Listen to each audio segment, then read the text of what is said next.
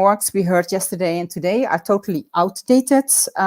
It's not adapted to the new situation of the Anthropocene, as Louis Coetzee yesterday told us, and we need a radical transformation of our legal systems and updating also the building blocks. With all this in mind, we will listen to other new insights from our speakers in this panel, and I'm happy to present them to you. The first one is Mr. Marcello Palazzi. He is an entrepreneur pur sang. He's an economist and a founder of several initiatives with a global focus on good enterprises, entrepreneurs, and economies as the driver of human progress. He is advocating for having much more B Corps, and the B stands for benefit. And I'm happy to hear that he's succeeding in this mission, although also during the last 2 days, we heard a lot of complaints about the behavior of the private sector. I mean, mainly, of course, the bigger businesses. The second guest is Vicky Towley-Corpus, who I have the pleasure to know for decades already, in our roles in representing civil society groups, media NGOs, and Vicky, the indigenous peoples, in several UN processes on sustainable development.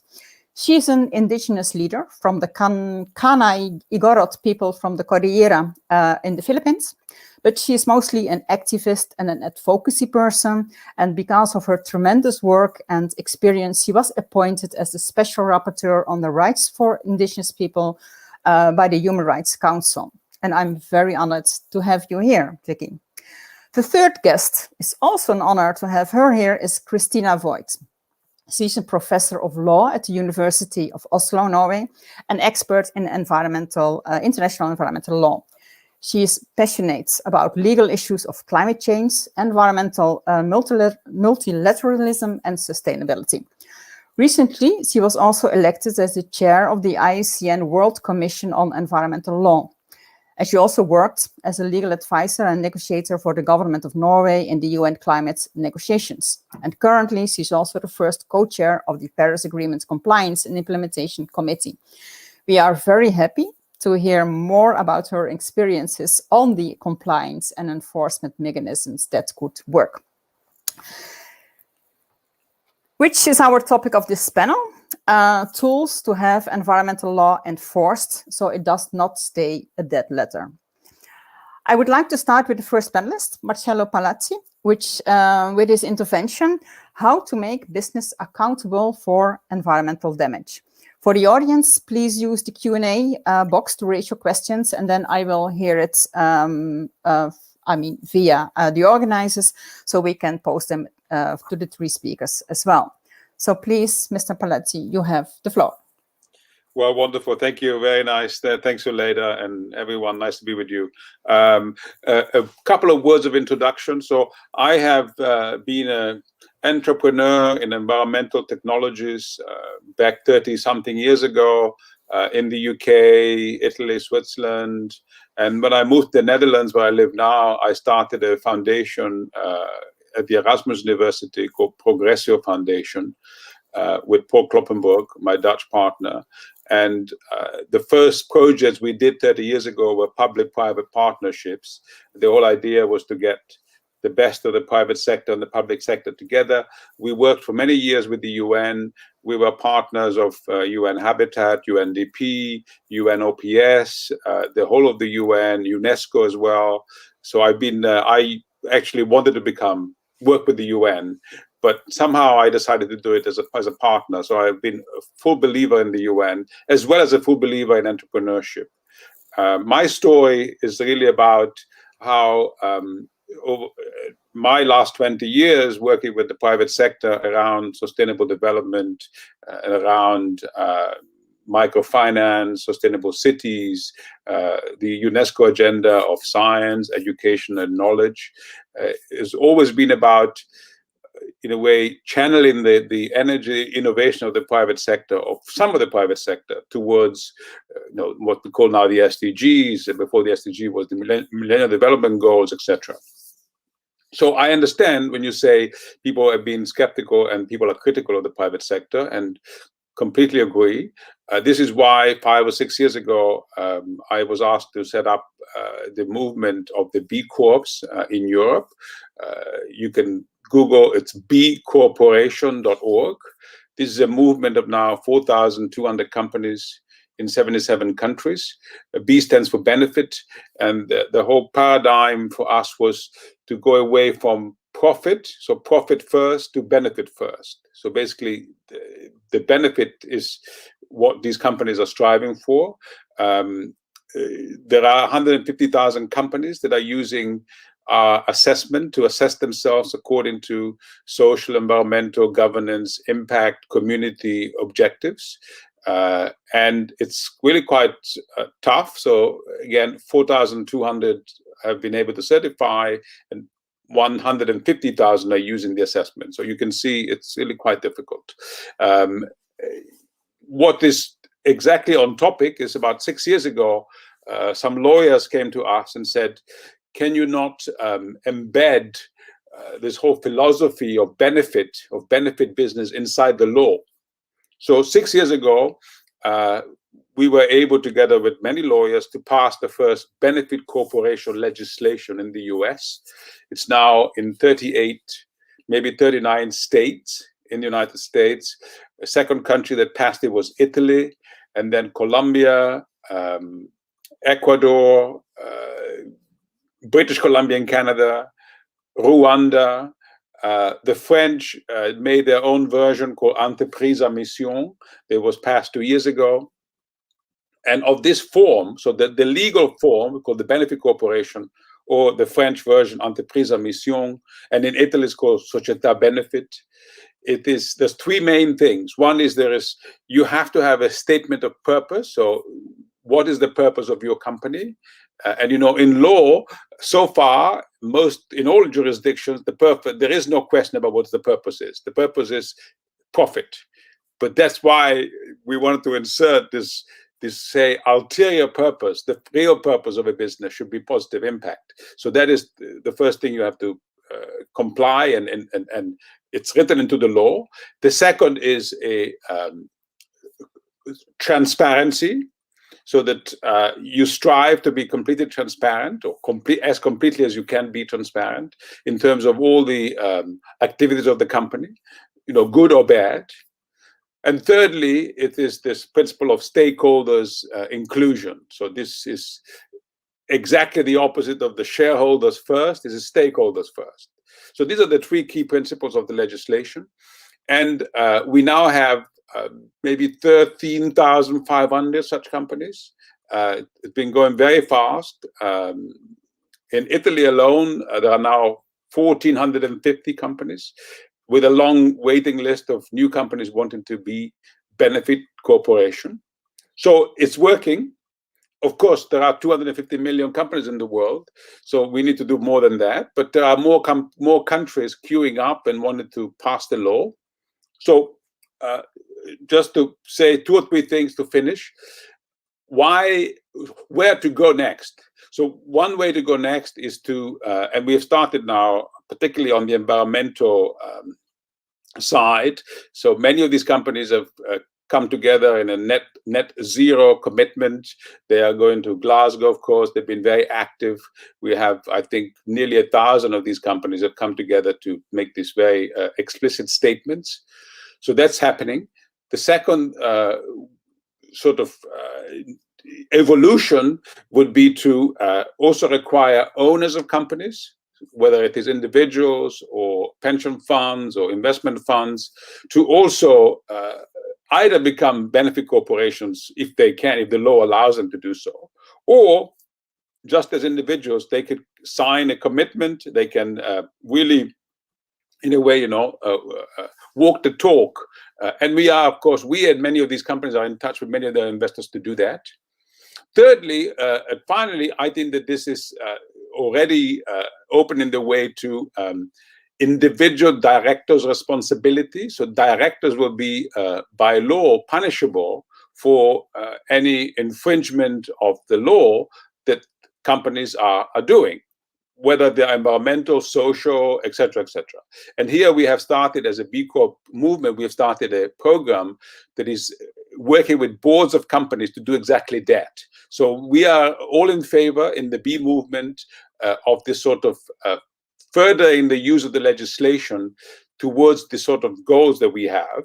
Final thing to say is in the social sphere, so you take issues like inclusion, diversity, minorities, some progress has been made over the years, particularly, the Scandinavian countries, Denmark, Sweden, Finland. So what can we learn from these kind of progressive countries and apply them to the environmental issue, which is what we're talking about now? So I think there is some hope. It's still some way to go before the mainstream, but we are ready to continue and to bring more companies into this field. And maybe let's continue later with conversation, with question and answers. Thank you very much. Thank you. I already have two questions, for clarification, at least for my clarification. When you say that a country puts it in the law, does it mean that then at that time all the countries that are in the country have to be a B Corp, or is it more that it is kind of allowed to have B Corps in the country? And the other thing is, how is the assessment made if a company is indeed a B Corps? If they are really doing the things that they say that they are doing, or is it self-assessment? So the two things. One, on the law itself, it's not obligatory.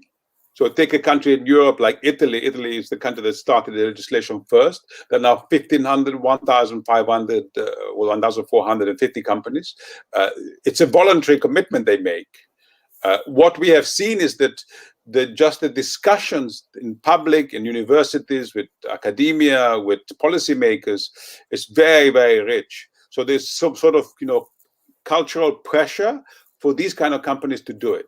On the second question you raised, there are two things. One is you certify as a B Corp, and then every 3 years you have to recertify, and the standards get a little bit more comprehensive. So now we are working on new standards about taxation and data and personal behavior, etc. So every 3 years you have new sets of standards, or you have raised standards. So it's not a once and for all.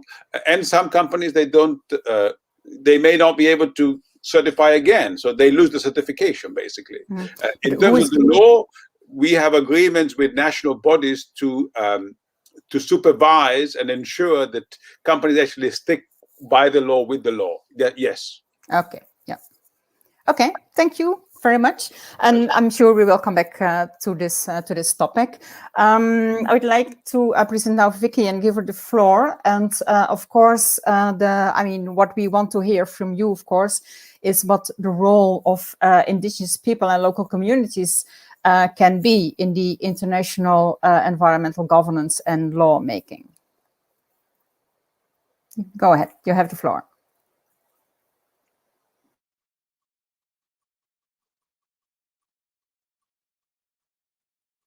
Sorry, are you able to hear me now? I was mute a while ago. Well, yes. Indigenous peoples have several approaches, in terms of ensuring at least looking at how international environmental governance can really be implemented in indigenous territories. So first of all, of course, indigenous peoples have worked very hard at the international level to ensure that there is an international standard or norm that will ensure that will protect the rights and the dignity of indigenous peoples. And this is the UN Declaration on the Rights of Indigenous Peoples. And this has a lot of references, of course, to the right of indigenous peoples to self-determination, their rights to their lands, territories, and resources, as well as the rights to have their own, the right to protect and conserve their environment and the productive capacity of their lands and territories. Additionally, they also have an article on how they can use their justice systems, their own traditional justice systems and customary laws to also protect their rights to not only to lands and to resources, but to others. So that's the international standard. And what they have been doing is to really work at the global level, at the levels of the Conference of Parties of Climate Change, of biodiversity, to ensure that these rights are also recognized and integrated in some of the decisions of these conventions, no? And so, for instance, the reason why I know Christina is we work very hard under the RED negotiations, and we pushed strongly for the recognition, for instance, of the rights of indigenous peoples to their forests, no, and to equate and to have their consent obtained when these forests are being used to mitigate climate change, no. The same thing in the Convention on Biological Diversity, and as you know, in the Convention on climate change, there we managed to get a local communities and indigenous platform for the sharing of traditional knowledge, which is of course which we see as a contribution to the solutions of the problems that we are facing. So those are some of the ways that we did. We advocated that our rights be included. We continue to do that, and that's what we are going to do in Glasgow as well. But in addition to that, of course, we work very closely at the national level. No, many of our partners are engaged at the national level to look at the nationally determined contributions, to see to push that we should be included when these are being discussed, and also to monitor whether these NDCs have indeed included indigenous people's proposals or participation when these are being formulated. Uh, and then thirdly, of course, we maintain our own, as I said, our own systems to protect our lands and territories, our collective rights to these lands and territories, which are all, of course, which is like the integrated way that we work in terms of the environmental conventions, whether this is biodiversity, desertification, or climate change, no? And we use also the special procedures of the UN, no, like the special, the when I was the special rapporteur on the rights of indigenous peoples, I do get a lot of communications about what's happening in and when governments are not complying with their obligations, both to human rights law as well as to environmental law. No, in fact, I got several complaints about governments displacing indigenous peoples from their communities because of conservation, because of protected areas, and also because of some projects related to the forest, or even some renewable energy projects. No, so we get those complaints, bring them to the train our own communities to bring those complaints to the relevant bodies, but that's what's really lacking, no, in the climate change convention or even in the CBD. You really don't have such a mechanism that exists where you can really, at least like unlike the human rights bodies, where you have a complaint or a grievance mechanism and you can bring this to the attention of the members. But that's the thing that we don't see in the convention, in the environmental convention. So I think that's a gap that somehow has to be addressed, no, because when we were at the IUC and Congress in Marseille, we pushed that there should be mechanisms to receive these grievances, and there should also be independent bodies that will investigate which such complaints are brought to their attention. No, the of course the other thing is our own internal laws and systems. No, we have our own justice systems, we have our own customary laws as far as the violation to our rights are concerned. So when there are these encroachments into our lands, which bring about extractive industries without our consent, or the pollution that's happening, or the deforestation that's taking place, then we mobilize ourselves, no, to be able to protect this and to stop these kinds of violations that we are seeing, and as well as the criminalization and uh, and um, uh, and militarization of our communities. No, so those are the measures that we take, and of course we need a lot of support, no, for us to be able to undertake this. So we have managed to also do campaigns, global campaigns, to get the support of every, relevant body that can speak out and make this issue more visible. So I think that's really the approach that Indigenous peoples are doing, that we make these issues very visible, highly visible, when they complain against a pipeline, and now it's coming out that methane, for instance, is a lot of the methane emissions are coming from oil and gas and pipelines.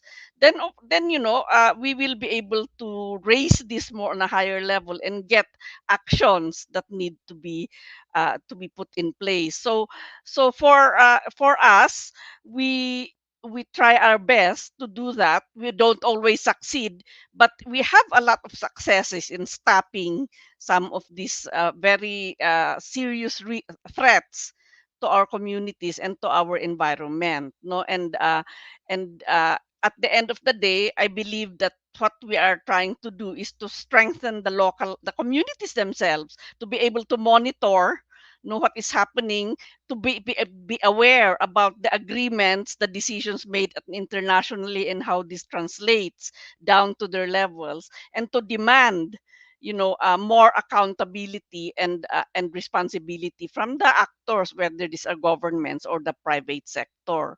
And that's what we are concentrating in a lot of the work that we're doing. But there will be also a big team of Indigenous peoples who will be going to these meetings to push for the human rights-based approach, no, to the solutions that they are all thinking about, and also to the financial mechanisms. We push the Green Climate Fund to develop an Indigenous peoples policy, and that was led by our organization. And these policies are some of the instruments that we are going to use in requiring further accountability. Thank you.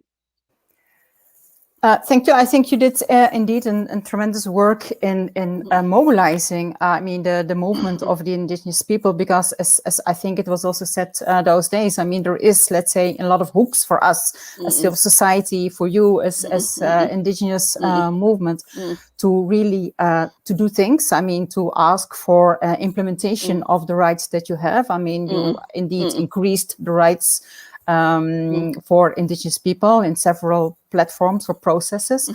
But I think the weakest points that we see, not only for you, but also for the rest of the world, the civil society organizations, is that we often don't know what kind of tools we can use. And I think there a lot of capacity building is needed. So I think it's a good work that you do with mobilizing on the national and on the local levels, also the groups that you are working with. Thank you so much. Thank you. The next speaker is in our panel is Christina Voight. So I think the question we have for you, is mostly because you are the one that knows everything about international environmental law, and you are also in the field. So it's not only from books. You also have experience on the field working with, as was just told, with Vicky on the Indigenous people, but also with IUCN. So we are happy to hear your views on how far we are with the implementation of the environmental law, but also what could be done better, and also steps for the future. Go ahead, you have the floor. Thank you so much, Leda. Well, I from the outset, I have to humbly reject that I know everything about international environmental law. I certainly don't. It is such a dynamic field of law where we see such a vast and fast legal development that it's very difficult, to keep abreast with the developments, although it's very, very important. But it's also a field of law that reaches into other areas of law, human rights law, and we just heard Vicky talking about Indigenous peoples, United Nations Declaration, right of Indigenous peoples, or over to international trade law, investment law. So it's really a vast moving and very dynamic field, which needs a lot of experts and people to follow it. I am, similar to Marcello, a true believer in the UN, but also in multilateralism in general, finding solutions that are shared by many. And I thought I'd say a couple of words about why I think international environmental law is such an important field. And then I'll move on to talk a little bit about the role of judiciary in strengthening international environmental law.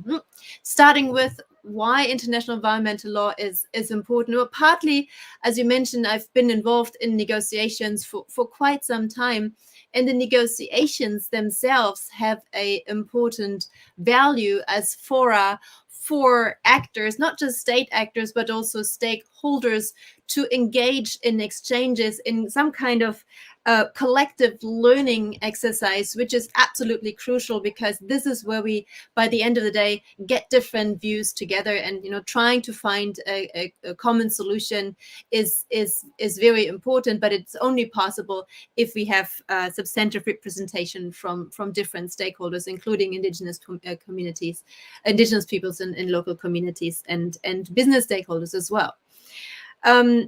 The outcomes of these negotiations and the decisions of the conference of the parties, or new agreements like the Paris Agreement and others, they are, of course, important governance tools in the international arena. They're important to address challenges that we face collectively, like biodiversity decline, climate change, of course, the obvious ones, but ocean pollution and other things require collective action, and they require these global consensus agreements in order to be fair and inclusive. We always think about effectiveness and implying them, but it's also very important to design international agreements that are fair and inclusive. And sometimes it is not so easy to find the balance between effectiveness and fairness, but we have to ensure that both is on board in order to have a meaningful international response, legal response to a given problem.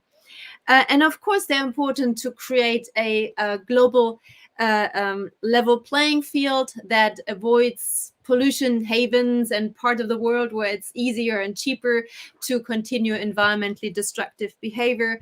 They are supposed to engage in corporations between these different actors, but of course they also deliver, by the end of the day, concrete legal obligations and rules and commitments. And that's, of course, what we lawyers are most occupied with. Now, the phenomenon that we often see in international environmental law is that by the end of the day, the legal obligations are not entirely clear-cut. They're often fairly general and abstract in nature, and that links back to the nature of these international negotiations and the need to find consensus in many areas, not necessarily to have a voting and elect by the end of the day, but a consensus among those many different participants. And that's also why they often get criticized, that they're fuzzy, that they're vague, it's not quite clear what the legal content is. And I think this is one area where the judiciary does come in and plays a very important role. And now I just move over to the second part, to talk about the judiciary. Okay, so when we think about courts, we often think about, deciding contentious claims or disputes between two parties or more parties. And of course, they do this role as well. But courts are also a forum to give more clarity to international rules, especially where they are not clear-cut and where it's not entirely sure what the legal content is. And in this situation, international courts can give more specific meaning through judicial interpretation of these rules. And that's often very needed because negotiations don't deliver on that level of specificity. And I just want to mention 2 or 3 very brief examples just to have an idea of what I'm talking about here. For example, under the United Nations Convention on the Law of the Sea, which is a huge convention, it's 40 years next year, there is a general provision of all member states to protect the marine environment. And it's a general provision. That's pretty much all it says. And it's been up to international courts, in particular the International Tribunal on the Law of the Sea, but also recently the Permanent Court of Arbitration, to give more substance to what actually does the obligation to protect the marine environment entail. It's a due diligence obligation which contains a number of sub-elements, but these elements were really only crystallized through international courts by giving more meaning to these terms. Another element, another example is the human rights of indigenous peoples, rights of children in the context of climate change. We don't have any international human rights convention or treaty that deals in particular with climate change or even with environmental aspects when it comes to human rights.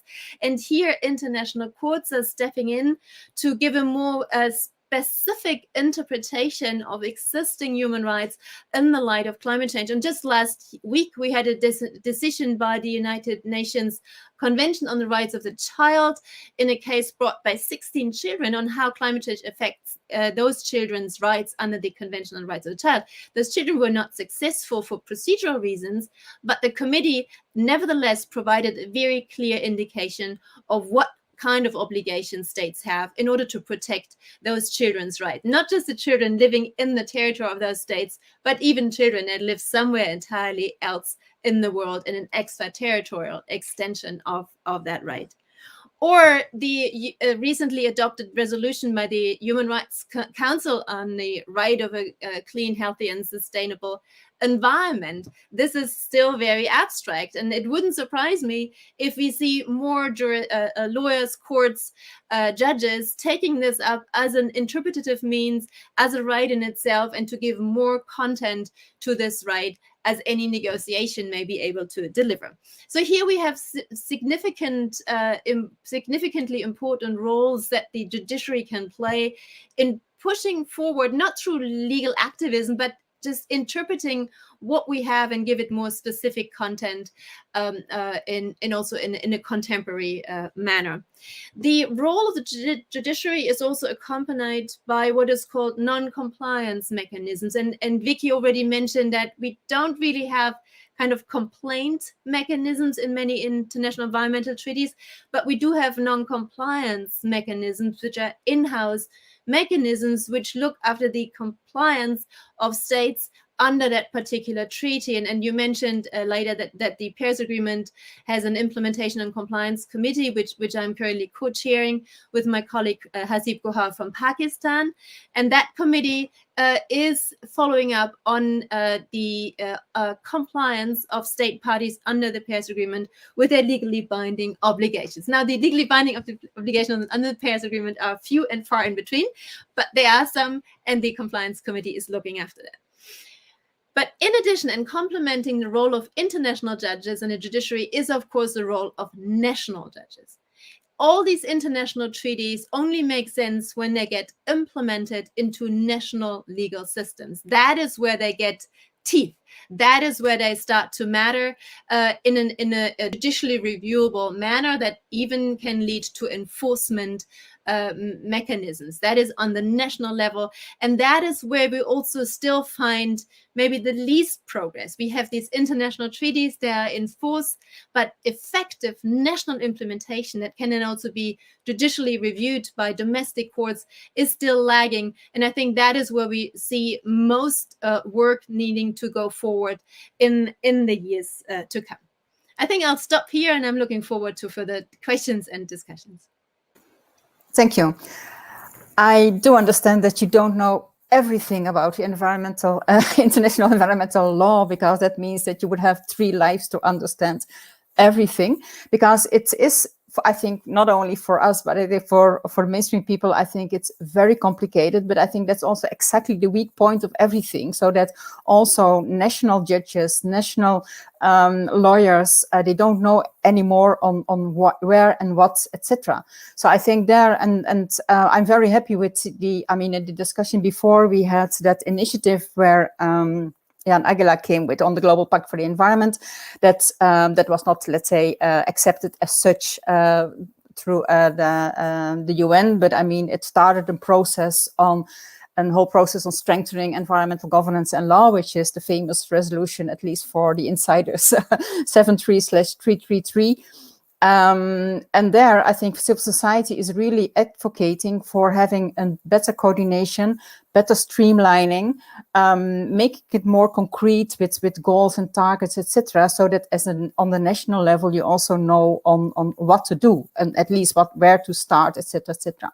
So I think that is something that listening to you, I think is maybe the way to go, because you also said a very important thing. I heard very important things where I want to discuss about.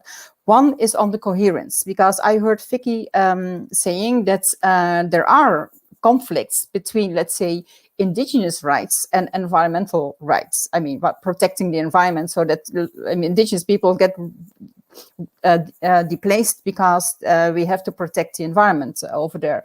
So I think, is this something, if we really get better coordination with all the several processes we have at the UN, the several rights that we can claim for, but not always knowing how to do it, but I mean, is that something that would really help if we had a better coordination between everything? And then I ask Vicky, because I think you are confronted sometimes with this kind of incoherences in the several rights that we can claim as groups or citizens.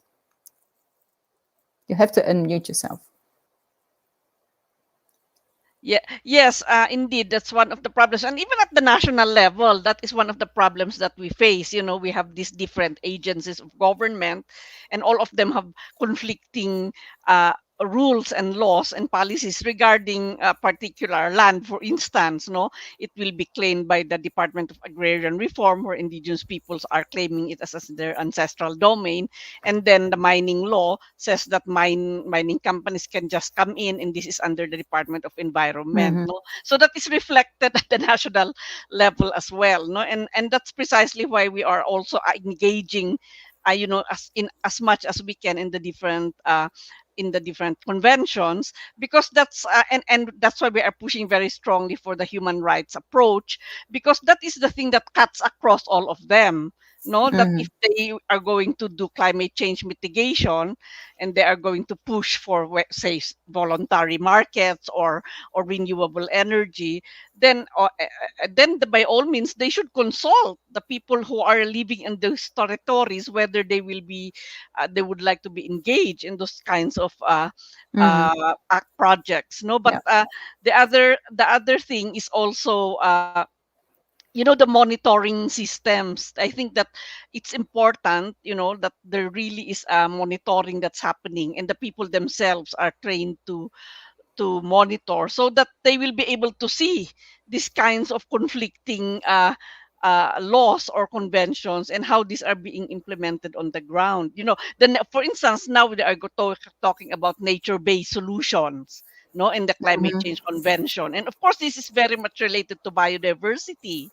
No, and that means that in the biodiversity arena, they are thinking about this 30 by 30, you know, to protected areas, you know, by 2050.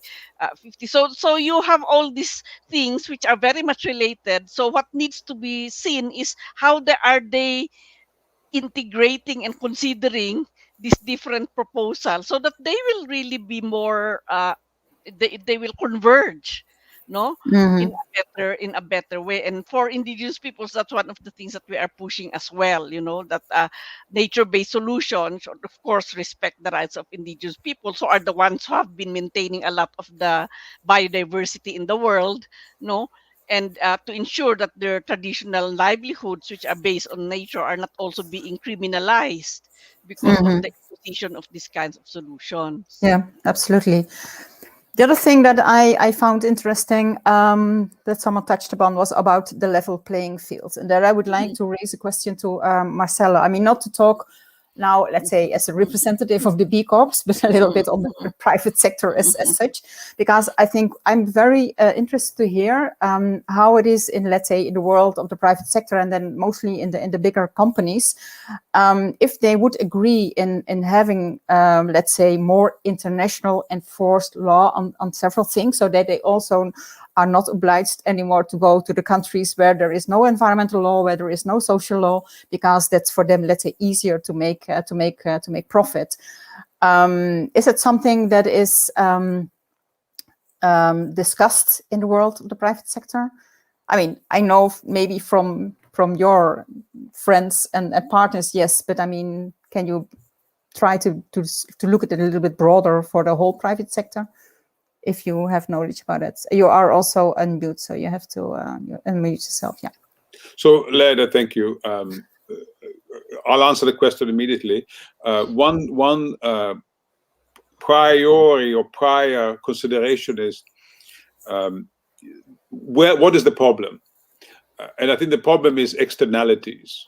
At least the big problem is externalities. So that for 60 years, 70 years, 100 years since the Industrial Revolution, or even 250 years, we have not paid the cost of externalities, at least negative externalities.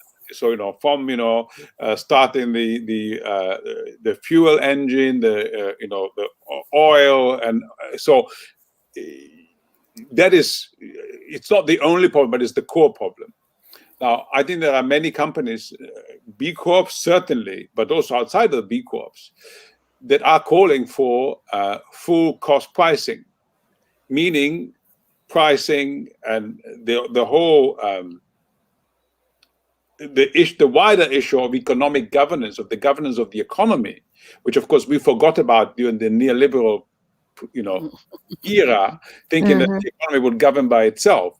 More and more companies, and also some countries, certainly the Scandinavian countries, they have been actually doing quite a lot of economic governance. So I think there is a general sense, and this also goes to carbon pricing. I think we all see big companies, multinational, also calling for carbon pricing. So externalities and full cost pricing. What is the connection with the law? I think there are several connections. One is clearly if these were to become compulsory in certain countries, and in a way you can see some regional or even cities are starting to use the law for, say, ban plastic, single-use plastic, etc. So we need many more courageous leaders to do that. Secondly, what I was alluding to this earlier is the limited responsibility of companies should really be re-examined, and so no longer being limited, but being full responsibility. And we have examples. We have examples of partnerships, companies where actually the partners, the owners of the company, take complete responsibility. So certainly this is another area that we should go much further in, because it's a real challenge, So combining the two, full cost pricing, externality pricing, and full responsibility by the owners could go a very long way to change the economy. I close in saying the real problem, well, obviously externalities is a big problem, but the second problem is what we call the financialization of the economy. That too much of the economy has got into hands of investors, bankers, I would say anonymous investors, because of course there are lots of good investors, but there are the anonymous investors, they trade shares every minute, every hour. It's completely disconnected from the real economy. So, and there is still, this is what I really want to say, there's still a lot of, most economies in the world are still small and medium-sized companies, family businesses. Many of these people are really working very hard to do what they can. But it's a very different space than sitting in Wall Street and investing billions of dollars of other people's money. That's really one of the big problems. So I see this, how do we overcome this financialization of the economy in a way that is respecting, of course, people and planet, which is what we're talking about here. Thank you. Yeah.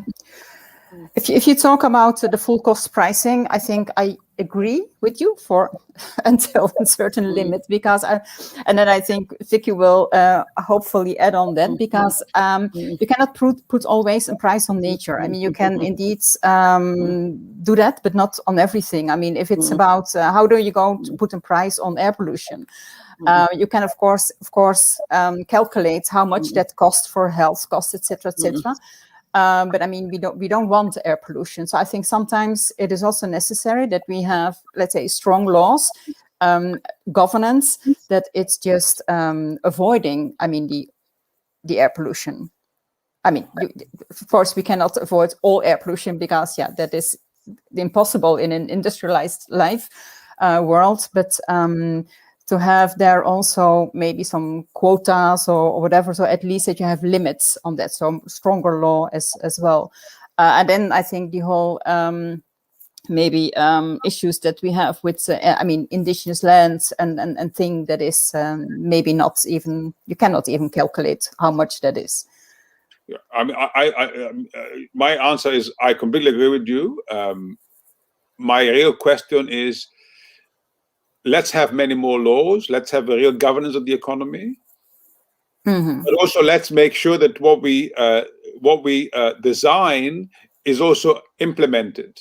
Yeah, exactly. The other side, you can hear a lot of business people, and I think some of them are right, to say, oh, we already have so many laws, and some of these laws are not implemented, or there are easy ways to bypass these laws. So we want to be pragmatic and realistic, at the same time visionary about what can be achieved. But I remember, for example, in Denmark 20 years ago, they decided to put a tax of 180% on cars. So that's how Denmark became a bicycle country, and they started with wind energy. So fantastic. But let's have more countries do that, you know? So they have to be also working in practice, not just on paper. Yeah. Okay, but then I think, but I would like to ask Victoria and Christina as well, there maybe we need a little bit more top-down for making all countries do this kind of things. Is that something, maybe Christina can add it, is that something that is needed on the international level? I mean, I know that a lot of countries are doing things, a lot of countries are not doing things. Do we need more leadership from the top down to kind of force countries to do so? And then also monitoring their progress on this? Well, international environmental law comes in different phases and in different shapes at different times.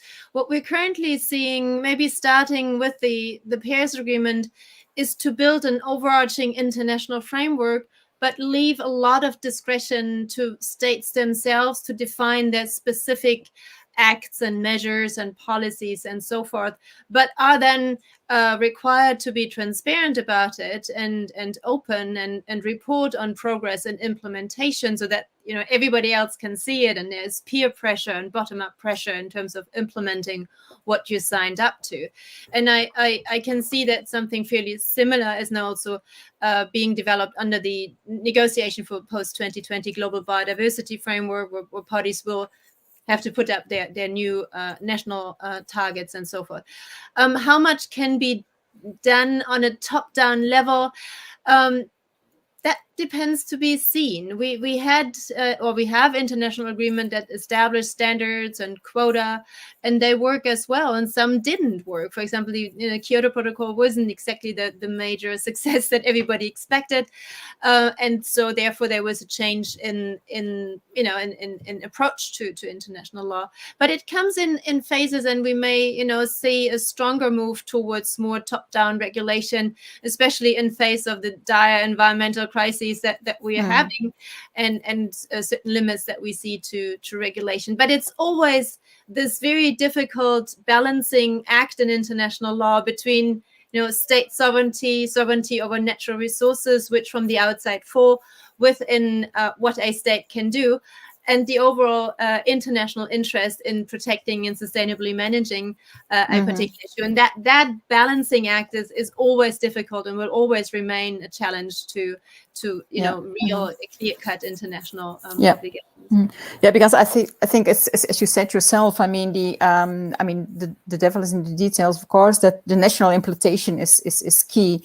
And there I would like to raise the question that came from the audience, from Zoe Lucic, and she said, and that's a question for you again, Christina, how would you propose to enforce the law in countries like Serbia? She's from there.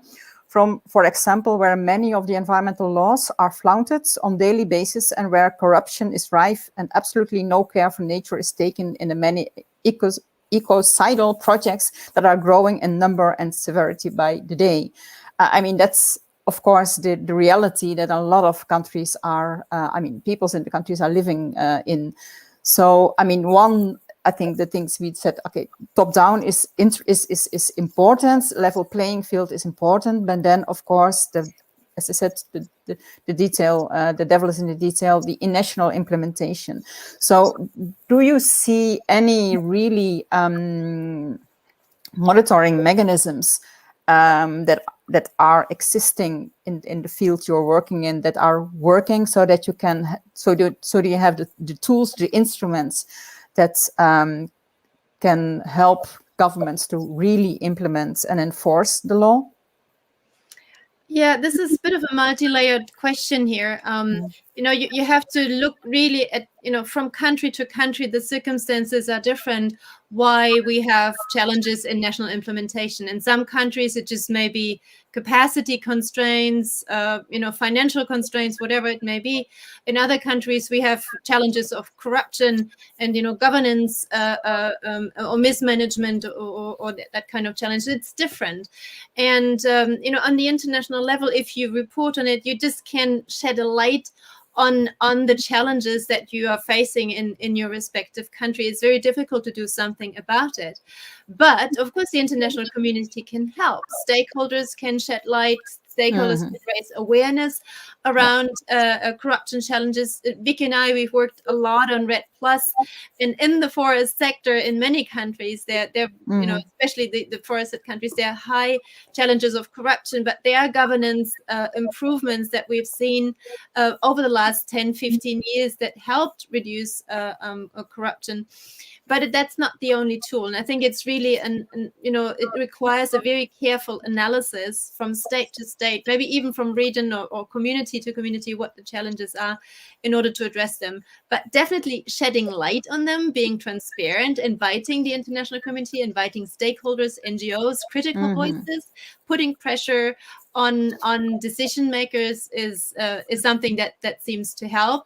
And of course, donors can come in, and investors, very important. Marcelo already indicated, you know, you should look where the money is going, that it doesn't go to projects or regions or countries where you have a very high corruption level, but rather try to do something about it, have safeguards in your regulatory framework against these kinds of implementation challenges.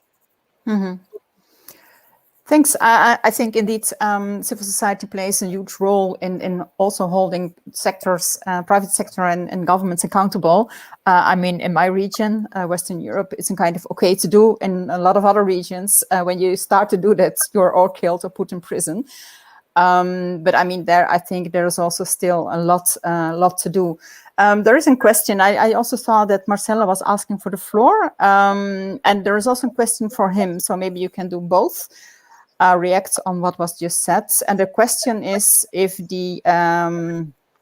are there standards in B Corps on extended producer responsibility as well, and efforts to transition to a fully circular economy. But maybe you can also react on what was already said by Christina, as you asked for the floor. Yeah, so on the second question, yes, absolutely, there are standards. These are public standards. All the companies that certify are listed on our website, exactly what they score. The standards are all published, and we have a global, we call it International Standards Council, with NGOs, with public sector leaders, with investors, and they develop the standard, they evolve the standard continuously. So this is all public information. You can see this on our website. There are many books that have been written on these. So I just welcome, invite you to Google this. And of course, email me if you want, marcello@bcorporation.net. I can send you more information. On what Christina was saying, in business, we have a saying. It's actually Peter Drucker said, "Culture eats strategy for breakfast," meaning, culture is really important. So I would like to say something similar, that culture could eat law for breakfast, meaning, the culture of our leaders, the culture of our institutions is actually in a way as important as the law itself. And unfortunately, both in business and in governments, not many companies and countries are consistent in the way they think and work, the way they do things. So you see, it's all very inconsistent. We have governments talk about being sustainable, and then look how the public procurement is done. I have personally for 20 years been talking to cities and governments about, by all means, use standards to require every company that sells to the public sector in many countries is 50% of the economy, so that we get to these standards. It's still not happening to the way that it should be happening. So really the importance of culture, the kind of example, the leadership that we give. And the final thing I say, which is connected to this, that every minute of the day there's $1 million in perverse subsidies in the world. Exactly. Yeah. Either That's going what I to was our saying. farmers Yeah. or going to the oil companies. And Exactly. this has to stop. So doing no harm. We're still very far away from doing no harm. So I think we need to work on that. Yeah, absolutely. Victoria, you wanted to say something as well. Yeah. Please go ahead. Actually, I was going to say the same, something similar to what Marcello has said in relation to the perverse subsidies, because I think that's where we also need this top-down approach, because we really need to see the links between environmental conventions as well as the economic agreements. At the end of the day, the thing that prevails in most countries are really the economic agreements, whether they're investment agreements or trade agreements that they sign on to, and that's where you see that such perverse investments or subsidies that really lead towards more pollution or the destruction of indigenous territories, and the laws that protect, for instance, our rights to our lands are actually they are discarded because of the higher economic agreement that they have signed on to. So that's why I think that we cannot just really look at the environmental conventions. We have to link this with the economic trade and investment agreements, because that's where a lot of problems come up. Indigenous, I remember when I was a rapporteur and there was this mining company that indigenous peoples wanted to be kicked out in Bolivia, and the Bolivian government kicked it out. And then in the end, the case was filed against them. The dispute settlement mechanism internationally will always, prevail, and they were brought to court and they had to pay, millions of dollars for that part, why they kicked out that mining company. So that's the situation that we see, and I think the point about financialization is really one big source of the problem. And for as long as we cannot question or we cannot change, that kind of system, we are always going to be beset with these problems that we see in our communities.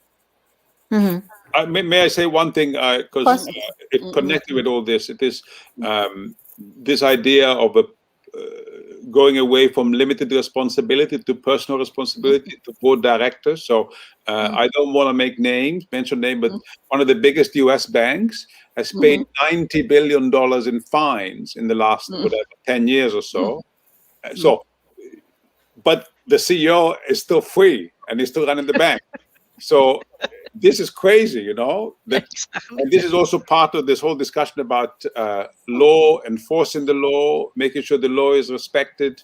Because if people get away by paying a penalty, that's not good enough, So we have to really start having directors of companies, owners of companies, to be personally liable for some of these, unacceptable costs imposed on society, all these externalities. Exactly. But that's a matter of law. That's a matter of changing the laws. You don't get to personal liability without changing the way company law is currently structured. Yeah, exactly. Yeah. You won't get personal liability just by choice. Definitely not.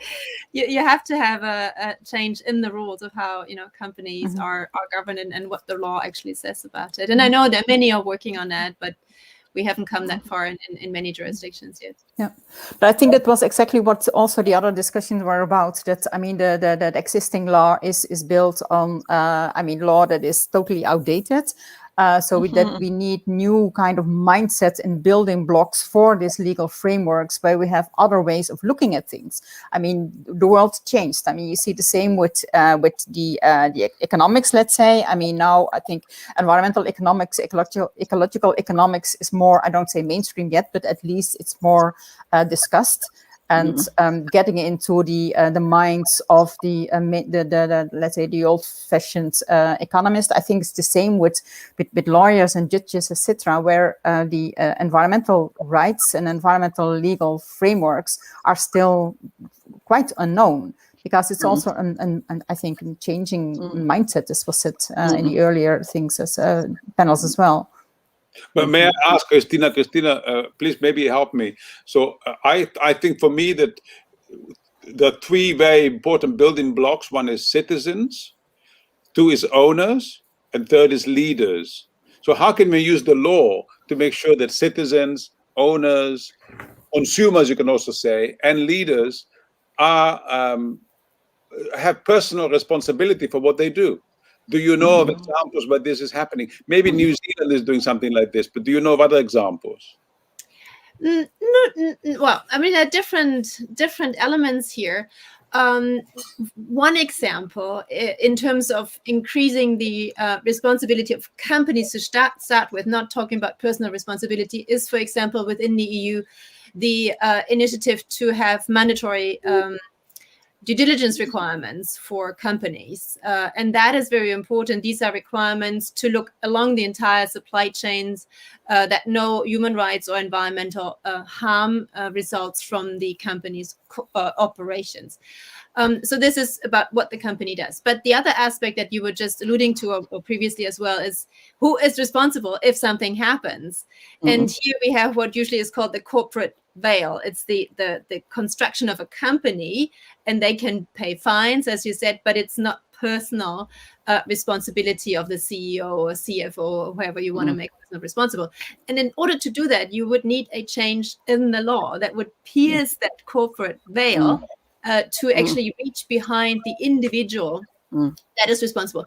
We really only have that in some cases in criminal law, where we can see personal responsibility. But in general, in company law, we haven't really come that far, at least not in many jurisdictions. But it would require a change in the legal system in order to reach towards the individual behind the construction of a company, which it's a legal construction. Thank you. Very important. Vicky, you wanted to add on this? Because we are talking about owners and producers, etc. But where is, let's say, for me, where is the collective, the ownership of things? I mean, the common heritage or commons. You can, Well, maybe just to backtrack a bit, I think that the business and human rights, the guiding principles on business and human rights, really calls for due diligence and, of course, social and human rights impact assessments, and that's one of the things that we really need to implement in a better way, because the situation is when these companies want to enter into the country, and of course they collude with the state authorities. That's where corruption comes in, bribery and all that. And then the communities are really not they don't have a say over it, no? So they really have to so that's why the indigenous peoples have pushed strongly for the collective rights to their lands, territories, and resources, because that's one of the tools that they can use to say that it's not just a matter of asking an individual or a particular because usually in some indigenous communities there is not a big landowner. It's usually the community who owns the lands. So they have to that's why free, prior, informed consent is important, because when they do due diligence, they have to really ensure that they are able to consult with the relevant authorities within those communities, as well as, of course, ensure the participation of women, and all that, so that the decisions will really be something that came up from a process of consultation. And of course, that's something that many actors don't like to do. No, even here in the Philippines, we have very strict laws on, we have an Indigenous Peoples' Rights Act, and it says that free, prior, informed consent has to be obtained. That the ancestral domains have to be titled, etc., etc. But the big weakness is that the free, prior, informed consent process, it's the developer who pays for everything, because the government doesn't have the money, to push the government employees to go and do the investigations on the ground. So there are these kinds of gaps that you see. And at the end of the day, those who have the money, those who are economically more powerful, even if there are laws that are in place, they still can manage to get their way. That's why as Mas mentioned earlier, that's why our participation, the civil society participation, the indigenous people's active engagement, the knowledge, the information about any particular project coming into their community, this has to really be done on a very sustained and systematic way. Because what will they do if the communities don't like? Of course, conflicts happen. In some cases there are in fact armed conflicts and all that. Is that what the government likes? Is that what corporations like? I guess they don't like that too.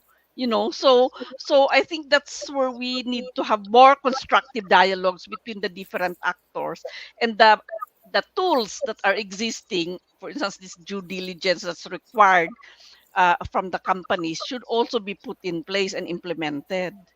Yeah. Just another question, because I'm very curious always on those mechanisms to monitor the progress on the implementation. With the resolution 73/333, we discussed it already, and we were not very happy with the, let's say, the voluntary approach that the SDGs, HLPF, that is done. That's voluntary. It's self-assessment of countries, so they're all doing quite well on everything. Yeah. But I'm also a little bit involved in the UPR exactly. mechanisms on the human rights. That is, it's also, I think, quite interesting on how to do it. And I think because you have more the social control of the other member states to see, okay, what are you doing? Civil society has a huge opportunity to also give their shadow reporting. It's even kind of guided for them to do so. So I think it is maybe, I don't know if you have experience with it as well, Vic, because you were, appointed by the Human Rights Council. So I suppose that you also saw some good UPR reports from the indigenous people for claiming their rights. Is it something that I'm too positive about, or is it indeed an interesting mechanism to monitor progress on the, in this case, respecting the human rights? Maybe Christina has also something to add on this. Well, I think that I think that I would still push that these UPR processes be put in place, and that the engagement of non-state actors also be active, because in the UPR processes, even if when the Philippines, for instance, is subjected to is going to be the UPR, then we also talk to the other states to ask questions that we think are important asked from that particular country. So, and then we hold several activities that will also expose exactly what is happening on the ground. So I think that process is good. In fact, that was what I was thinking, about the conventions, the CBD or the climate change, for instance.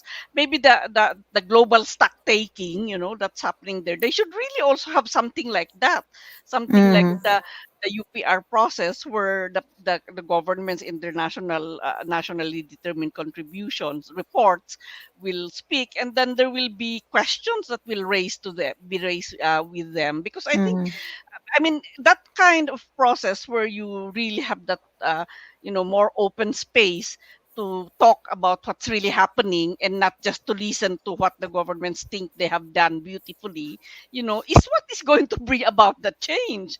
Because if we just accept this, even in the high level political forum, we try to do what we can to be able to also show the other side of the picture, and I think those efforts should really be sustained and even be more, it may be made more sophisticated in a way. Because if we don't do that, they can just get away with anything. Yeah, exactly. Yeah. Christina, do you want to add on this? Oh yeah, absolutely. as you know, I'm coming more from the environmental law community, but I do work with human rights as well. But what Vicky just said about the Paris Agreement was very important. I mean, there, of course, the core obligation of parties is to submit an NDC nationally determined contribution every 5 years.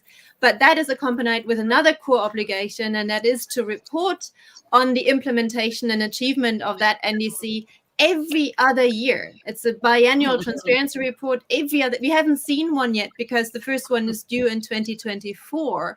But this is when that will kick in and will start. And every other year, every party to the Paris Agreement, we have 191 parties, has to report on its implementation and achievement of its NDC. And after every report is what is called a facilitative multilateral sharing of progress, an FMCP, which again we haven't seen yet because it hasn't happened yet, but it's built into the architecture of the Paris Agreement. And that's exactly that forum that Vicky just outlined, where parties will have to stand to questions from other parties, but most likely also from stakeholders on an individual basis. The global stocktake is a collective assessment of where we are all together. It's also very important.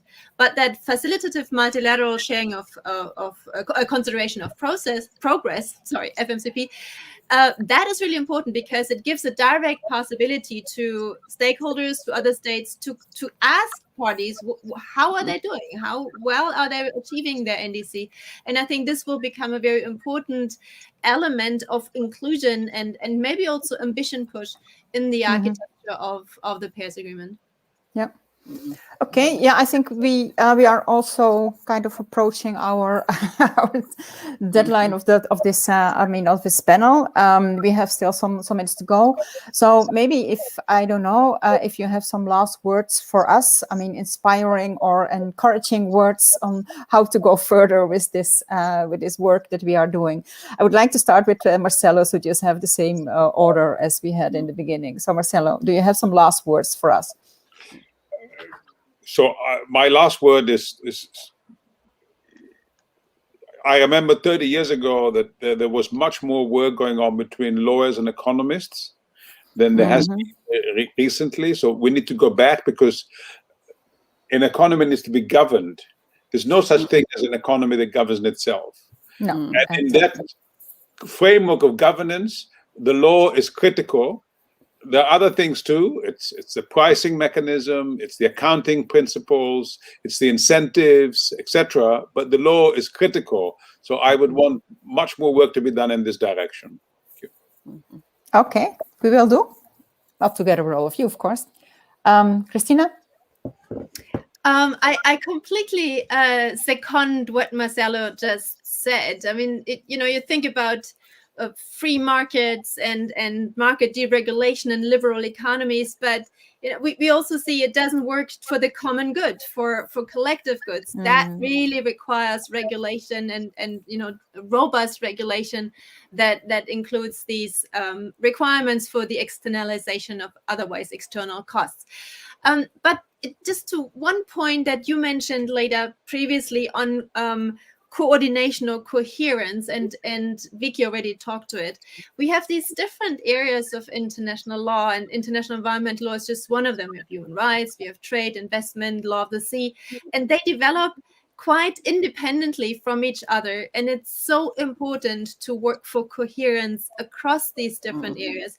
But it also requires legal expertise, that leaves, you have to move outside your little box of expertise and sit on top of the fence and try to understand, how does international investment law work?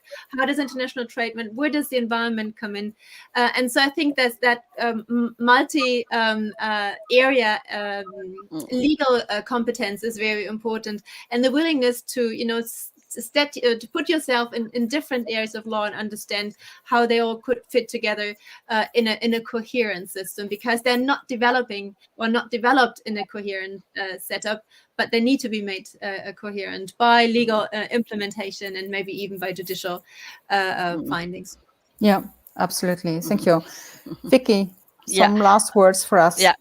Well, yeah, I think that basically what Indigenous peoples are really calling for is to look at these different issues in an integrated fashion. No, uh, really, even in the climate change convention now, they are really calling for an integrated agenda between climate change and biodiversity, among others. And I think that's really what's very much needed now. And of course, uh, for indigenous peoples, we don't have a piece of land that's on climate change, on biodiversity. I mean, everything is about our lands, territories, and resources. Everything is about our governance systems, as well as our knowledge and all that. So we always look at it in that way. And so I think that at the end of the day, it's more we try to empower ourselves as best as we can to make ourselves informed and to use the existing international instruments in the best ways that we can, because there are many laws already, there are many international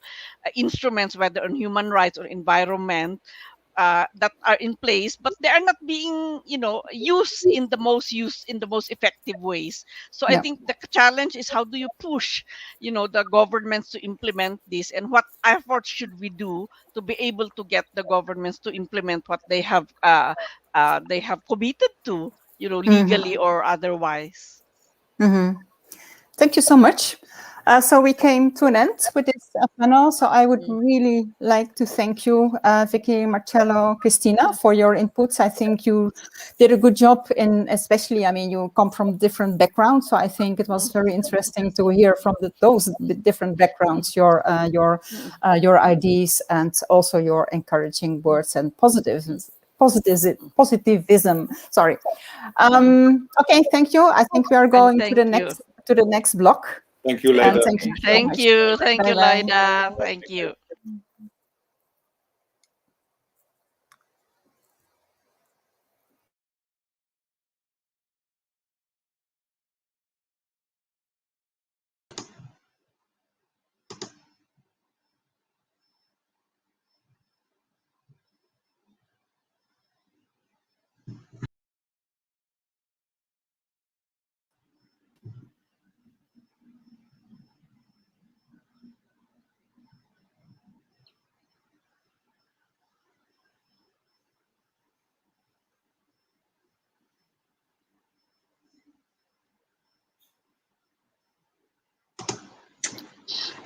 Okay, I think we can kick off our final session. My name is Maya Groff, and I'm here with Richard Ponzio from the Stimson Center. We have this very weighty responsibility to help round out these 2 days of really intensive, vitally important discussion. And importantly, how do we focus on action and next steps? And so in this session, the time we have together, Richard and I will be talking about how we go forward together after these discussions in this fruitful Stockholm+49 summit. So in this respect, firstly, I want to draw your attention to something that you've already seen, this draft civil society declaration. You've had it in a pop-up box during the conference. And if you haven't received it or seen it yet, please contact the organizers. And your input, your active input into this draft civil society declaration is being solicited and asked for by the organizers through this special forum. So please do give your input. So Stockholm+49, these really important discussions we've had over these 2 days is supposed to be the start of something, the start of creating a global civil society moment and movement at this important time, this real crossroads in human and planetary history, in fact, is not overstating our predicament now, as we heard from the scientists in particular yesterday. So part of creating this global civil society movement is to also initiate a process to create and develop a very succinct one-page, the goal is to have a one-page civil society statement on key principles, key asks, to help serve as an impetus for this fundamental transformation we collectively need in our environmental governance and legislation. So Anna, can you just share, put up on the screen now for everybody to see this draft declaration? Hopefully that will appear on screen just in one moment. So it's the hope of the organizers that this succinct declaration will create sort of a rallying document around which diverse actors can share in upcoming processes, UN conferences, the UN Environment Assembly 5.2, UNEP at 50, Stockholm+50, and then after Stockholm +50, the very important action work, hopefully to roll up our sleeves to really push forward with the many changes we know are needed. And Richard in a moment will talk more about these milestones and upcoming international processes. So this draft civil society declaration really is in draft form. It's going to be honed further in the coming months. Organizers of this conference will try to really build consensus around 4 or 5 key ideas. It's challenging, but the intention is really to focus attention for global civil society to speak with a unified voice for the greatest effect possible.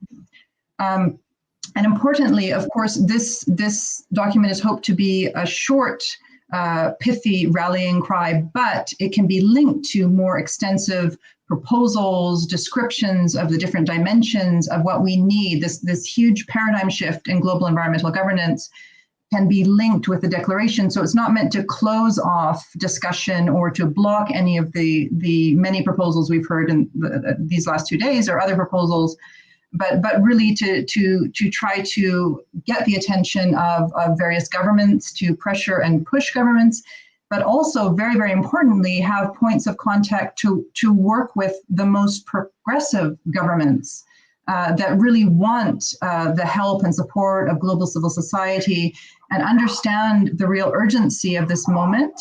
And in particular, not only, but in particular around Stockholm +50, trying to shape the nature of the discussions and to create the conditions, the conceptual conditions, even the inner conditions in terms of our relationship with the natural world and the environment, to lay the groundwork for the very significant changes that we know we need in our global environmental law, our global environmental institutions. So I'll just run through very, very quickly just some key points in this draft text, which you have, I think, now on screen in front of you. The preamble talks about rising to this challenge of the current moment, calling on UNEP and all member states to initiate, support, and facilitate a transformational paradigm shift that recognizes the common ground upon which we can build a safe and sustainable future for all life on Earth, calling for a transformative Stockholm +50 outcome. The first point, the first draft point, talks about implementing the right to a healthy environment, underlying also the principles of intra and intergenerational equity, principles of non-regression in environmental norms, and a mandatory progression in all spheres of environmental law. Key point two is talking about defining a global public interest. As we heard earlier today, moving from, for example, climate just as an issue of common concern as recognized in the Paris Agreement, to stable climate, also a well-functioning whole Earth system, recognizing all the various interdependent planetary boundaries as common heritage of humankind so that it can be properly recognized legally and protected and managed. Then the third point is relating to many of the points we heard on the last panel that Marcello in particular was raising in terms of a true value accounting, how our current economic paradigms are not sufficient to tackle really the great issues that we have. Then the fourth point is about states together, the international community, committing to an innovative pathway forward for the post-2022 period. So Stockholm +50 should be a start of a bold paradigm-shifting international movement and serious, focused multilateral discussions between countries, which again, Richard will talk about in a moment. So that's a very brief summary of this draft civil society declaration. Please everyone should feel very invited to contribute and really try to find the most powerful articulation of our common ground as a unified humanity, and also drawing on some of the key points and insights over the last few days. And I'll just mention a few of them that really stood out for me, but everybody will have their key points perhaps that they want to integrate. Firstly, incremental change in terms of our global environmental governance cannot fix the situation. We're past the point of incremental change. Secondly, we need this, therefore, paradigm shift. We need new Earth system law and institutions where science drives the governance rather than this very slow multilateral and sovereignty-based system dragging the whole process. Also, we need to correct and evolve beyond the failures of international environmental law. The voluntary approach taken thus far has failed. And in this respect, we need governments and other actors to be held accountable. So there needs to be institutions and mechanisms to properly apply, implement, and enforce international environmental law. We've heard a range of ideas today and yesterday about some ways to hold governments and other actors to account through ecocide, national lawsuits, changing national corporate law. That's all excellent.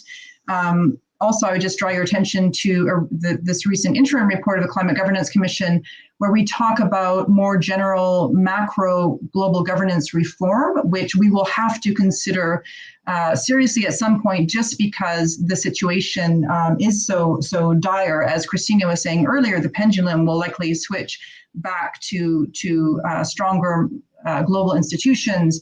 So in this interim report of the Climate Governance Commission, we talk about, for example, very broadly, overdue UN Charter reform, ICJ reform, or just using the ICJ through some mechanisms to bring climate and other environmental lawsuits to the International Court of Justice, realizing a global environment agency. Someone had mentioned corruption.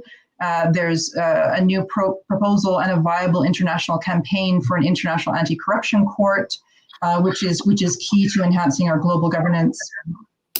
And finally, just to close before turning over to Richard, in relation to these macro global governance changes, which I think are really needed and we'll have to really look at seriously at some point, because we're at this crossroads, we should really look to other global civil society campaigns in other areas of international law that have been very successful. For example, for the International Criminal Court, the Landmines Treaty, prohibition of nuclear weapons. There have been very, very successful campaigns, international civil society campaigns of getting macro global institutional change. So the environmental movement at the global level, we should really look at these examples and draw from the best practices. So I'll close there and pass the word over to you, Richard.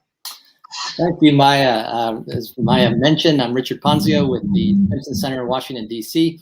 It's been a true pleasure to be part of these discussions the past 2 days. I've learned and benefited immensely.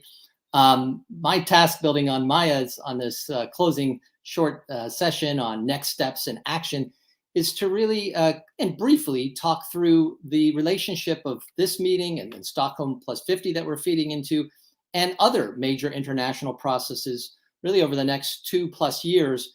In particular, the Secretary General's call for a September 2023 Summit of the Future coming out of his Our Common Agenda recommendations that I'll say a few brief words. It builds nicely on Maya's last points about the need for major global governance reforms, in addition to some of the specific principles and details we'd like to see in the Stockholm+50 declaration. I think a good way of looking at it are these key terms, because of course we're coming out of the pandemic and the next 12 months still being very much focused on recovery issues. And then 2023, we hope we can pivot not too much beyond 2022 to the long overdue issues of reform, structural and institutional change, but also normative and legal changes that Maya just alluded to in connection with the Climate Governance Commission report that was recently brought out. On the recovery side, though, it's of course the immediate needs, getting shots into people's arms, the humanitarian needs, but it's so important that Stockholm+50's declaration speaks to the broader socioeconomic and environmental recovery that is on everybody's minds. And if we could put a slide up, Anna, this will show you some of our own research we put in the chat box. Another report besides the Climate Governance Commission in the last few weeks, the Building Back Together and Greener report of the Stimson Center that contributes to this dialogue. And it's about marrying, everything leading up to COP26 in the next few weeks and the follow through green recovery with broader base justice and thinking about the most vulnerable coming out of the great dislocation that has been a result of the pandemic that we've all lived through, and exposing vulnerabilities and inequalities that have obviously been with us much, much longer than just the last 18 months in the pandemic. Here on the top side is intergovernmental processes, some that are currently going on COP26, and of course the Stockholm+50 meeting, the focus of our discussions the last few days. We're proposing in this report that the annual high-level meeting has a special summit on green pandemic recovery in September of next year in New York, and not only involving, of course, the 193 UN members, but it's to coincide and bring together the powerful G20 countries that are meeting next week in Rome, and very much seized not only with the health crisis that we're currently still in, but getting ready for COP26 and the green recovery issue. So it's so important that our declaration from Stockholm+49 feeding into Stockholm+50 very much speaks to these issues. And fortunately, we're on the right track, both in our declaration that Maya just highlighted, the themes related to, of course, a healthy environment and the pandemic and the very first clause, but the building back better and a green recovery. These are issues at the heart of our own ideas that we'd like to then see in the Stockholm+50 declaration, and especially then thinking about pathways for change beyond 2022, beyond the Stockholm+50 declaration. Here's where I'm going to say a few words in a minute about what's coming up in the UN's agenda in 2023. But just to note that, the two key items, it's not mentioned here, but we've been hearing about the UN Environment Assembly and their own declaration, really core environmental principles in February. But as we get to Stockholm+50, it really plays nicely to this focus on the green recovery agenda of the next year because of its emphasis on the linkages since the Brundtland Commission going back to 1987 and the Earth Summit, but the environment development debate, and specifically recalibrating the 2030 agenda, the 17 sustainable development goals. So here I want to bring to your attention immediately after Stockholm+50, of course, is another high-level political forum on the 2030 agenda. Very important that there's close relations there. But secondly, the halfway point of the 2030 agenda is only 1 year afterwards in July of 2023. That's also the last 7 years of this decade of action that we're seized with. The big item, though, that I really wanted to share and connect the dots on, policy near-term issues, the principles we'd like to see emphasized in the declaration, to the broader major global governance reforms that Maya referred to, is this call that just came out only a few weeks ago in the Our Common Agenda report. There's a commentary on that report in your chat box, so you can find out how to read about that report, as well as some ideas specifically about the maybe most consequential proposal, the 2023 Summit of the Future. And here, I'll just briefly mention for those who are just new to this debate that Our Common Agenda, it followed multiple tracks of consultations, not just with governments, but with thought leaders, civil society, youth, but it actually builds upon an even bigger consultation that's been going on since at least late 2019, feeding into the 75th anniversary of the UN. The Secretary General sponsored Global Conversation, and that led to 3,500 consultations around the world. We've probably never seen anything like that, even maybe more consultated than the 2030 agenda. There was also 1.5 million people consulted via survey. And here, it's really important to note that the governments realized it was the declaration that came out in UN 75 needed to go much further than just core commitments that were pronounced in a very basic way. And that's where they commissioned the work of the Secretary General that's just been released, 80 some pages, 90 different recommendations. So if you want to know what the agenda is likely to be about, and as it relates to our work here these last 2 days, I think 3 proposals in particular to keep your eyes on: the repurposing of the Trusteeship Council. Many of you might know that hasn't really had a role since about the early mid-1990s, the end of the decolonization period that it facilitated. And the focus now is on global commons and promoting global public goods. That is fertile territory for the work we're doing in the environmental space these last 2 days. Similarly, and as it relates to the recovery agenda that I mentioned, that's so important in bringing together powerful G20 governments, there is a proposal on the table to get heads of state of the Economic and Social Council of the UN, that's about 54 members, and the 20 or 19 countries plus the EU and the G20, along with the heads of the international financial institutions and the UN Secretariat every 2 years to deal with major global economic and social policy. Of course, then we need environmental policy to be integrated, and that's something to be developed over these next 2 years. Finally, and most excitingly, even though there's very little detail on what it would entail, but a call for both a declaration and a special envoy, full-time, I think like at the Undersecretary General level, envoy on future generations. And of course, it will speak to, no doubt, environmental issues and what we're leaving to future generations. These 3, there's many other, as I said, some 90 different proposals that are worth looking at in connection with our work these past 2 days. Let me finish by noting I really enjoyed several sessions, but what we heard earlier today from Professor Maria Ivanova, and that it's not just about ambition. And we heard, at the very beginning on the first day from Ambassador Lissinger-Peitz on Stockholm+50, implementation, delivery, and the intergenerational focus, these 3 core elements of the Stockholm+50 declaration. But Professor Ivanova is saying it's not enough just to ratchet up ambition. We've been calling for that at every major meeting, and you're going to hear it a lot at COP26. It's the implementation and follow through and tracking the delivery of the commitments made, the accountability of governments. So I'll finish by noting that's what these talk about, better innovative governance mechanisms. At their heart is holding powerful actors, not just governments, multinational corporations. Great to see cities getting involved on these issues, but holding them accountable for these many commitments that have been made in recent years, most noteworthy being the Paris Climate Agreement, which again, we're ratcheting up ambitions, but are we delivering and following through?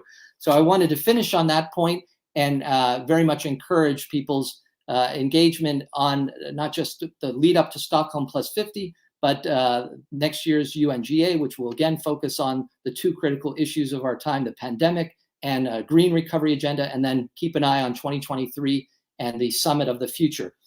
I'm very pleased, can I introduce the video now, Maya, or were you going to say something else? I can introduce. It's a special message for our Stockholm+49 closing, which will be shared now by Emery Gunn, who is the co-president of the National Green Schools Youth Council.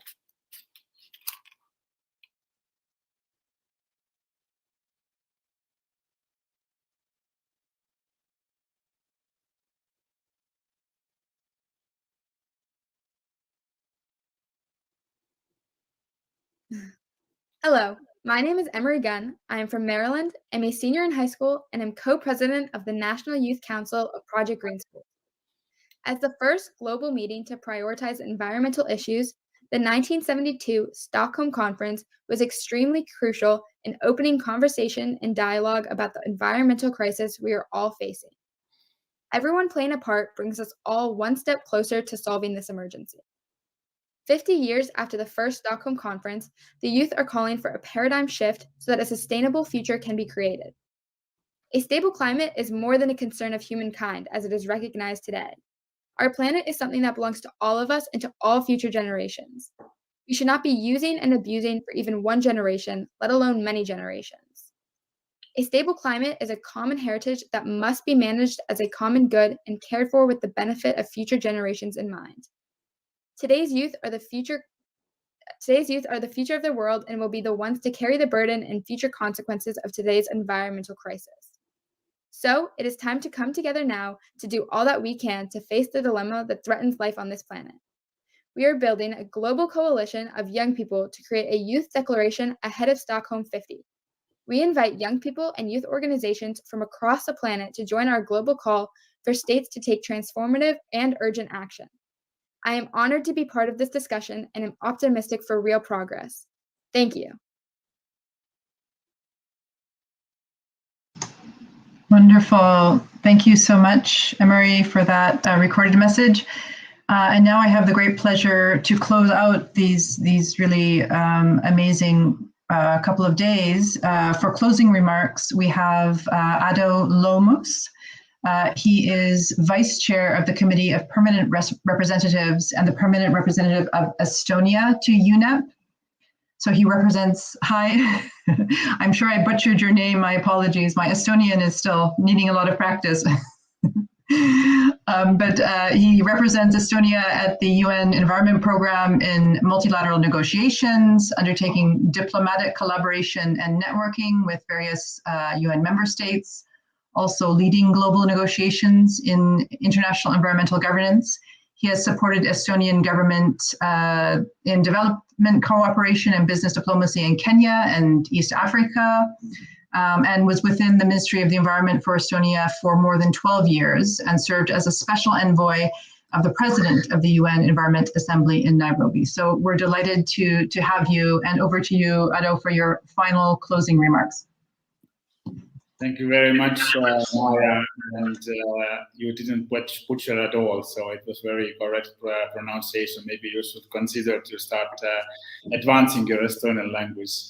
Good evening to everyone from Nairobi, and allow me to start in thanking and inviting me for this very useful 2 days conference. I have been following the discussions, and that I have an opportunity also to contribute.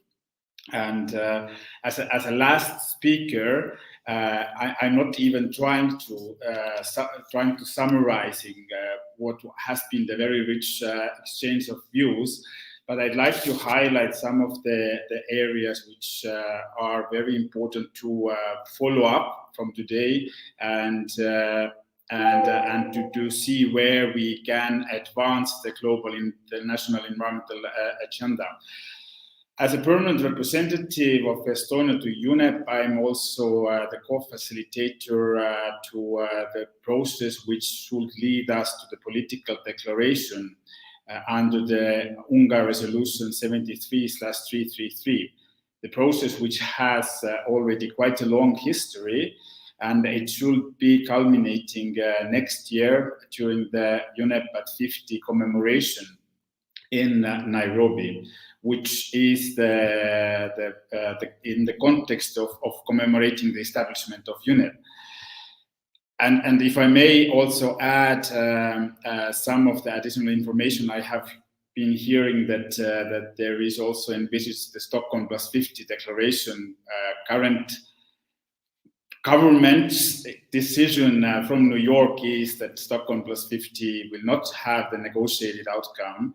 So I would like to invite everyone to focus, and one of the high-level political outcome we can focus should be the UNEP+50 next year in March. And I believe that you have also received the draft declaration, which we, of course, invite your active contribution. I very much like the way you are collecting the inputs to your one-pager declaration, where I already see the strong linkages and the merit with the political declaration, which has been also shared. So several areas highlighted, like right to a healthy environment, is also recognized in the political declaration, which definitely should be one of the key areas in taking into account the recent developments in Geneva, and which is also not reinventing the wheel. If we revisit the 1972 declaration from Stockholm, the principle number 1 actually is the mankind's right to live in a healthy and clean environment. The political declaration should also reaffirm all the Rio principles. We know some of the different views from the member state side, and some of the processes which has been kicked off some years ago. They need, currently the community and the government's level community need more time in going to the more binding instruments, and what we can do currently is, of course, to have a full recognition and reaffirmation to the all principles, but also to invite governments to commit to incorporate the existing principles into the national level law, using also the supportive programs like Montevideo, which is definitely one of the tools. If we are talking about, and you have been also talking about the tools, how we can help member states in developing the national level environmental legislative frameworks, but also implementing the international environmental law, then Montevideo program definitely should have more attention in this sense, whether it is in the way of building the model laws and supporting the member states either in north or south or triangular way in advancing their current legal framework. What we also would like to stress in the political declaration is definitely the hierarchy of international environmental governance. Member states and the community, international community, has decided that UN Environment Assembly should be the leading decision-making body. And within last 30 years mainly, but let's say within last 50 years, the proliferation of different international agreements are currently, they need more collaboration and they need more linkages. So where member states are struggling in implementing or taking up the international level the existing obligations, then also where the platform where we build and bring all these existing different international agreements into one place should be the United Nations Environment Assembly, which should also give the overarching policy guidance, and as also the previous session, the speakers were saying that what we need currently is integrated agenda. The proliferation of MEAs also has been creating that some of the MEAs are maybe more outstanding than the others, but as environment is one whole. The planet is one, the environmental policy and science is also integrated. So I believe also that revisiting the understanding that everything is interlinked, and if we are taking into account the most integrated agenda, which is the Sustainable Development Goals agenda, which is linking environment also with social and economic policies, then the guiding framework is there, but currently we tend to make the decisions in the silo formats. So therefore, more endorsing the existing UN Environment Assembly should be in the place. Also, strengthening collaboration between multilateral environmental agreements, including, of course, Rio Conventions, but also collaboration with the UNEA. And we are very much aware of the sensitivity that there is independence and independent treaty bodies. But again, if we are able to overcome of these legal constraints, that yes, we have created the legal independent treaty bodies, but at the same time, they are serving for achieving the environmental dimension, advancing in the Sustainable Development Goals, which again, the UNEA and as in the center, the UNEP, what we created 50 years ago, should help us cover the global community. To recognize the right to access to information, access to public participation, and access to justice in environmental matters are very important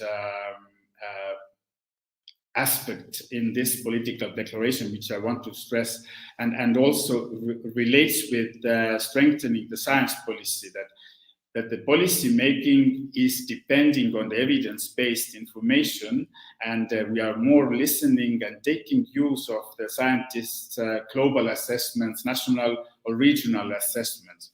But for that, we also need quality environmental information, and which helps us to create, increase the transparency and share the information, but also global level. I don't have to tell you, but you are very much aware that the environment-related indicators in the SDGs agenda, almost 50%, we are not having full information. So how we can make the decisions if we are not able to currently measure properly? There, of course, the global community made a very wise decision 2 years ago at the UNIA 4, where we have a mandate to develop the global environmental data strategy. This is the core in increasing the capacity, but also increasing the quality of the decision making at the global level. And and also the core part of these strategies will be harmonizing the data standards, but also supporting the capacity building and interoperability at the global level. Like I mentioned, international environmental law development, but the most importantly, the implementation needs a boost. And the full use of Montevideo program is one way, but I have heard also today and yesterday very much what you have said. What we are missing is the proper monitoring or reviewing. So with this political declaration, co-facilitators have been interpreting the means of implementation, how we can support capacity building, is to develop the United Nations Periodic Environmental Performance Review. It is definitely getting inspired from the human rights UPR. And of course, we are receiving already the criticism from some member states. But what is helping us to argument is that there are already existing peer reviews, regional level, or there are some organizations which are already providing performance reviews. And also the example of the UPRs, because since 2006, none of the 193 countries has rejected being reviewed. And this creating the mandate and placing the UNEP in the center in running the external assessments and supporting the governments through the recommendations and assessing the progress in achieving the environmental objectives, but also mapping the capacity building gaps, which of course for some countries very important part is also the financial gaps. So if there is already obligation, but understanding how far they are and what is needed, external assessment and what I can confirm currently is definitely not on the table, the voluntary national reviews, but external reviews with the support of global community. Where we also can't forget the means of implementation, which is very important for the global south, and again, rightly saying that not all member states started from the same position 50 years ago in developing or implementing the environmental policies. So therefore, these kind of peer review or performance review mechanisms, which should be also built and developed together with the financial mechanisms, because taking the optimal use of existing financial instruments is, of course, should be spearheaded to support the member states' capacity building needs. And the last, but not the least, and not to say that the most important part is also strengthening the interactions of major groups and stakeholders and the civil society participation. We tend to call Nairobi as global world environment capital, but the ecosystem here in supporting the decision making taking into account the presence of the major groups and stakeholders, is definitely not comparable with other UN headquarters. So therefore, one of the very concrete proposal in the draft political declaration is to strengthen the presence of major groups in establishing additional liaison offices and in supporting and enriching the discussion what the current community here should be driving us. So briefly, introduction of the political declaration, but also highlighting, and as you might have now heard that taking into account your discussions within last 2 days, there is a strong merit, and I'm very hopeful that when we have the first round of negotiations on 17 and 19 November this year, that you can also actively participate, contribute, and we can build the game-changing outcome for the next year, because I'd like to think that the universal periodic environmental performance review is one of the game changer for sure. Thank you very much for your attention, and I'm in your hands. Whenever you want to interact, please feel free. And once again, thank you very much for this very insightful discussions you had within the last 2 days. Brilliant. Thank you so much, Ado, for all those really excellent, also very practical, near-term strengthening ideas, which are really fantastic. And also this fascinating idea of the Universal Periodic Environmental Review. That's brilliant. And calling for us all to have a game-changing moment. So let's do that together. So thanks so much for that invitation. The organizers have asked me to close on their behalf these really extraordinary 2 days, and a huge thanks to all the speakers, the experts, the scientific experts, legal experts, practitioners, diplomats, governmental experts. It's been a wonderful gathering of very diverse people, very interested in ensuring that we do the responsible thing, the right thing at this crossroads in human history and in our planetary history. So again, please look for this declaration, look for the link and submit your comments, share with other experts, and share with your networks, civil society networks, to also familiarize themselves with this idea of this declaration and building this movement so that we can make these coming years really game-changing.